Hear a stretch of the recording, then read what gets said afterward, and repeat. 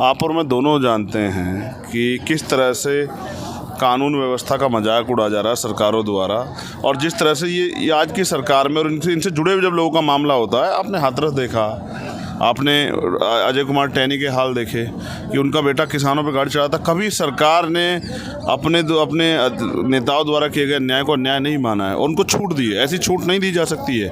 लेकिन भारत ये कब होगा जब लोगों में सोच। ये लोग तो शेड्यूल कास्ट भी नहीं है, किसान कम्युनिटी से हैं, ताकतवर कम्युनिटी से ये लोग तो माने जाते हैं, इनके साथ कैसे अन्याय हो जाएगा? क्यों नहीं हो सकता है? जब कोई इनसे ताकत होगा तो अन्याय हो जाएगा। कौन कह रहा है अन्याय? हर जगह ताकत है। और जब सबसे प्रमुख ताकत किन के पास? इनके पास सत्ता है। कहाँ सत्ता है इनके पास, बताओ? ताकतवर तो यहाँ बहुत लोग हैं, और ताकतवर तो अपराध करके चले जाते हैं। विजय माल्या जैसे लोग, नीरव मोदी जैसे, कौन पूछता था? मेरे साथ इस समय आज़ाद समाज पार्टी के राष्ट्रीय अध्यक्ष चंद्रशेखर आज़ाद जी हैं, जो दिल्ली के जंतर मंतर पर महिला खिलाड़ियों के समर्थन में अनिश्चितकालीन धरने पर बैठने जा रहे हैं। क्या आप यहीं रुकने वाले हैं? यही तय हुआ है,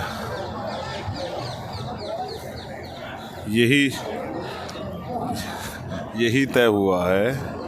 मैं जब 4 तारीख को आया था तो ये वादा करके गया था कि इस बार जब मैं आऊँगा तो मैं प्रोटेस्ट में उन्हीं हालातों में, उन्हीं सुविधाओं के साथ रहूँगा जिन सुविधा और हालातों के साथ हमारी बहनें और जो भाई हैं वो रह रहे हैं। तो अब ये तय हुआ कि अब मैं यहीं रुकूँगा, और मैं सारी आगे की जो वो हैं वो यहीं से करूँगा। अगर कहीं जाना भी है, कोई रैली भी है, कोई संघर्ष भी है, तो यहीं से जाऊँगा। जैसे पहले मैं कहीं घर पे टिक जाता था, अब मैं यहीं से, इस प्रोटेस्ट स्थल से ही सारी लड़ाई जो आगे की सोशल, इकोनॉमिकल, पॉलिटिकल, वो यहीं से लड़ूंगा। पार्टी काम भी यहीं से करूँगा। जिनको मिलना होगा यहीं बुला के उनसे यहीं मिल लूँगा। लेकिन सवाल है कि FIR दर्ज हो गई है, पुलिस इन्वेस्टिगेशन कर रही है, सुप्रीम कोर्ट ने कहा कि अब मामला सब जुडिश है, तो आपको नहीं लगता है कि धरना अब खत्म होना चाहिए? कैसे है सब जुडिश? मुझे समझाओ कि भारत में न्याय असमान क्यों हो गया है? अगर यही धारा है, यही भाइयों से अनुरोध है यहाँ से हटें, यही FIR अगर किसी और के विरुद्ध होती तो क्या यही कार्रवाई होती? काम चलेगा।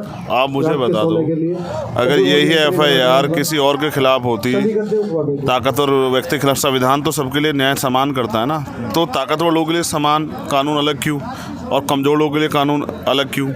उससे भी बड़ी बात ये है, ये हमें समझना पड़ेगा इस पूरे मामले में FIR कैसे हुई।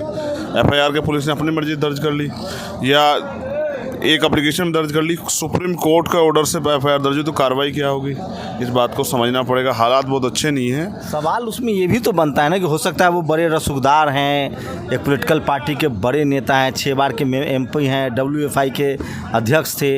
एक राजनीति भी तो हो सकती है। लोग कह रहे हैं कि उनको, ये जो प्लेयर हैं वो चाहते हैं कि हरियाणा का दबदबा रहे, हरियाणा का फेडरेशन पर कब्जा हो, तो इसलिए इस तरह के मामलों में आपने वो उनका बेटा, उनके बेटे का साला, उनके और रिश्तेदार, वही सब लोग बने बैठे हैं। देखो, राजनीति तो अभी हो रही है ना। अगर ये अपराध किसी और ने किया होता तो वो गिरफ्तार होता, वो क्यों गिरफ्तार नहीं है? सर, अभी तो आरोप लगाया, आप अपराधी कैसे कह सकते हैं? आरोपी और अपराधी दोनों में अलग है। कोर्ट है, इस बनाना रिपब्लिक। सब लोग अपराधी होते हैं क्या? नहीं, आरोपी भी होते हैं। आरोपी तो कोर्ट तय करेगा कौन दोषी है और कौन आरोपी था। तो पुलिस क्या कर रही है? कितनी इन्वेस्टिगेशन आपको जानकारी है? हाँ, बातचीत मुझे तो जहाँ तक जानकारी 64 के बयान हुए हैं। हाँ, और वो बच्चे नाबालिग का बयान हो गया है, ब्रजभूषण सिंह से की बयान ले रही है पुलिस। कब ले रही है? आखिर कहाँ ले रही है? उनको दफ्तर में बुला रही है, उनके यहाँ जा रही है लेने के लिए, या वो फैक्स से भेज देंगे? आप और मैं दोनों जानते हैं कि किस तरह से कानून व्यवस्था का मजाक उड़ा जा रहा है सरकारों द्वारा, और जिस तरह से ये आज की सरकार में और इनसे जुड़े हुए जब लोगों का मामला होता है। आपने हाथरस देखा, आपने अजय कुमार टैनी के हाल देखे कि उनका बेटा किसानों पर गाड़ी चढ़ा था। कभी सरकार ने अपने नेताओं द्वारा किए गए अन्याय को अन्याय नहीं माना है, उनको छूट दी है। ऐसी छूट नहीं दी जा सकती है। लेकिन भारत का लीगल सिस्टम कहता है सर कि भारत में 100 दोषी छूट जाएं, कोई निर्दोष न फंसे। इसलिए यहाँ एक सिस्टम है, जुडिशियरी सिस्टम है, ट्रायल है। मुझे क्यों बता रहे हो? मैं तो उसको जानता हूँ, भारत का। मैं भारत तो कॉन्स्टिट्यूशनल लोग हैं ना। आपसे ये सवाल कर रहा हूँ कि मैं 16 महीने जेल में रहा हूँ।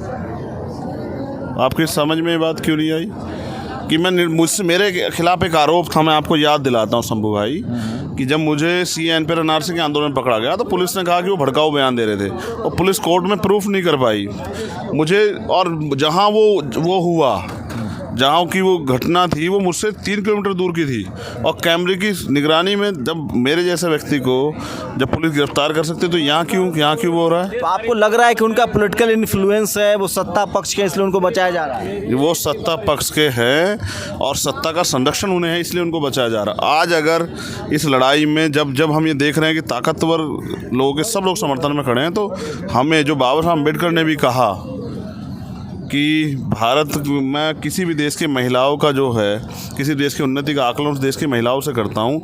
जब ये रेसलर बेटियाँ जिनकी इतनी पहचान, जब उनको न्याय नहीं मिल रहा है तो आम बेटी को न्याय कैसे मिलेगा? मैंने यहाँ मंच से भी कहा कि हम चाहते हैं ये अन्याय होना ख़त्म हो जाए।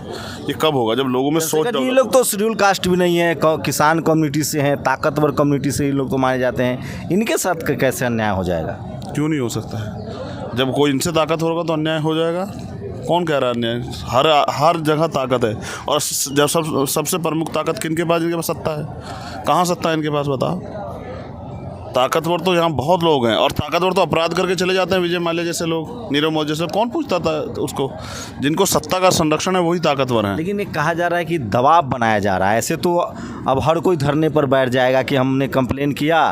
पुलिस पर भरोसा तो करना पड़ेगा, जुडिशियल सिस्टम पर भरोसा। हाथरस में देखा नहीं कि आपको इन्हीं की सरकार में कैसे कचरे की तरह जला दिया? आप भूल गए हो शायद। हम तो इन पे भरोसा करते हैं। लेकिन जो उसमें आरोपी को दोषी भी हुआ है, उसमें जांच हुई, पकड़े गए, छूट गई, फिर हाईकोर्ट भी जा सकते हैं। नहीं, आप जा सकते हैं कोर्ट, बिल्कुल जा सकते हैं। यही तो आम आदमी कर क्या सकता है? इसके अलावा कोई रास्ता नहीं उसके पास। क्या चाहते हैं आप लोग? आप क्या बुलडोजर के पक्ष में हैं, इनकाउंटर के पक्ष में? जैसे टीवी अखबार यहाँ, जैसे अभी हैदराबाद में आरोप लगा 3 लोगों पर, उनका इनकाउंटर कर दिया गया। बाद में सुप्रीम कोर्ट ने कहा कि नहीं, जिन लोगों ने इनकाउंटर किया उनकी जांच हो। बुलडोजर पॉलिसीज़ पर आप लोग को भरोसा है? आरोप लगे, उसके घर पर बुलडोजर चल जाए, उसको इनकाउंटर कर दिया जाए, ये भी हो रहा है इस देश में, उसको भी महिमा मंडित किया जा रहा है। क्या इस तरह की व्यवस्था चाहते हैं? जो है संवैधानिक जो प्रक्रिया है उसी का पालन चाहता हूँ, लेकिन वो तब होगी जब जिसके ऊपर आरोप है उसकी ताकत कम होगी। ताकत तब कम होगी जब वो गिरफ्तार होगा। अभी वो गिरफ्तार नहीं हुआ। जब वो गिरफ्तार हो जाएगा, आप मुझे बताओ, आरोप तो यहाँ दिल्ली के मिनिस्टरों पे भी हैं जो जेल में हैं। वो कौन से अपराधी साबित हो गए हैं? वो क्यों जेल में?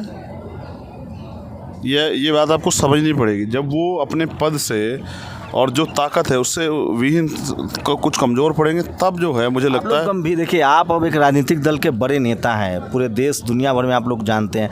आप कहना चाह रहे हैं कि चूंकि वो मेंबर ऑफ पार्लियामेंट हैं, सत्ताधारी दल के हैं, इसलिए पुलिस इन्फ्लुएंस में है, दिल्ली पुलिस दबाव में काम कर रही है, आप ये कहना चाह रहे हैं? FIR दर्ज नहीं हुई 3 महीने तक, उसका सबसे बड़ा कारण यही था। मेरे खिलाफ कोई यहाँ झूठी एप्लीकेशन दे देगा, उस पर FIR दर्ज हो जाएगी, आप देख लो चाहे। लेकिन ये तो कमेटी बनी थी, खिलाड़ियों ने खुद तय किया था कि हम कमेटी में जाएंगे, कमेटी इन्वेस्टिगेशन करेगी। मैंने भी देखी आज कमेटी में, उसको जारी करूंगा, आप देखना। उनके बेटे उसमें मेंबर हैं कमेटी में।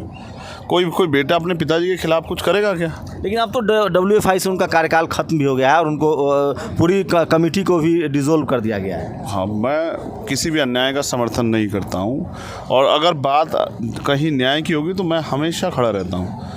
और यहाँ अन्याय हो रहा है। अन्याय आपने देखा नहीं उस दिन रात में क्या हुआ? हम हर चीज़ों को सिर्फ जो है राजनीतिक पैमाने उस दृष्टिकोण से नहीं देख सकते हैं। हमें ये भी ध्यान रखना पड़ेगा कि ये लड़ाई आज की नहीं है।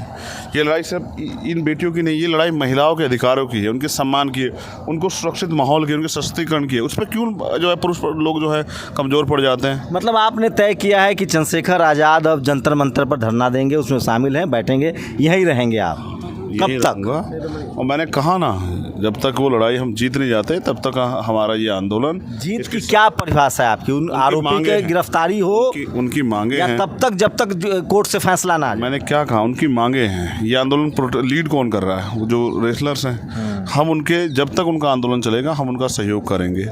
और इसलिए सहयोग करेंगे क्योंकि हमने पिछले 10-12 दिन में ये जानने का प्रयास किया कि उनकी मांगे सही है नहीं, उनकी सही मांगे हैं।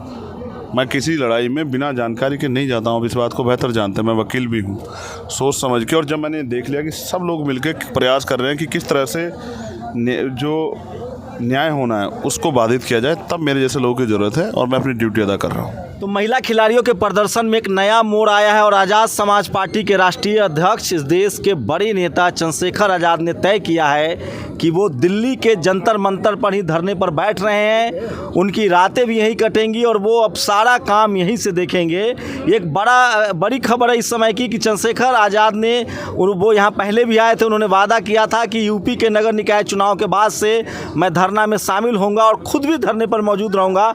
मैं इस समय जंतर मंतर पर ही हूँ और उन्होंने तय किया है कि वो अब इस आंदोलन में तब तक शामिल रहेंगे, बैठे रहेंगे जब तक महिला खिलाड़ियों की मांगें पूरी नहीं हो जाती है और वो जब तक धरना खत्म नहीं करती हैं। पूरी बातचीत पर आपकी प्रतिक्रिया बहुत ज़रूरी है। शंभू कुमार सिंह, नेशनल दस्तक, जंतर मंतर, दिल्ली। शुक्रिया सर हमसे बातचीत करने के लिए। धन्यवाद। नेशनल दस्तक की आपसे गुजारिश है कि अगर इसको बचाना चाहते हैं तो नेशनल दस्तक को सब्सक्राइब करने के लिए रेड कलर के सब्सक्राइब बटन को दबाएं, फिर बेल आइकन की घंटी दबाएं। नेशनल दस्तक को बचाने के लिए बहुत ज़रूरी है कि हर खबर को शेयर करें, लाइक करें, कमेंट जरूर करें।